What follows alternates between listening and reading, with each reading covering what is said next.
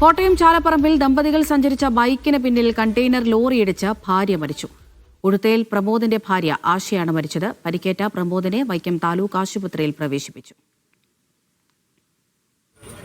ജോസി ബാബു വിവരങ്ങൾ നൽകാനായി ചേരുന്നുണ്ട്. ജോസി, എപ്പോഴായിരുന്നു ഈ അപകടമുണ്ടായത്? എങ്ങനെ സംഭവിച്ചു എന്നാണ് മനസ്സിലാക്കുന്നത്? ആരാണ് മരിച്ചത്? അമൃത, ഉച്ചയ്ക്ക് ശേഷം 2:30 കൂടിയാണ് ഈ അപകടമുണ്ടായത്. വൈക്കം തലയോലപ്പറമ്പ് റൂട്ടിൽ ചാലപ്പറമ്പിന് സമീപമാണ് അപകടം.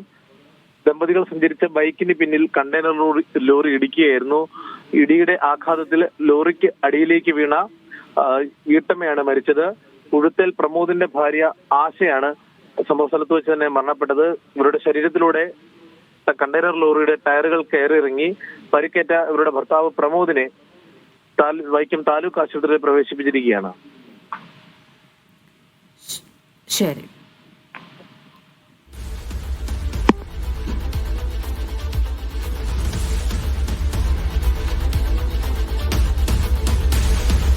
കോട്ടയം ചാലപ്പറമ്പിലാണ് ഇതൊരു വാഹനാപകടമുണ്ടായത്.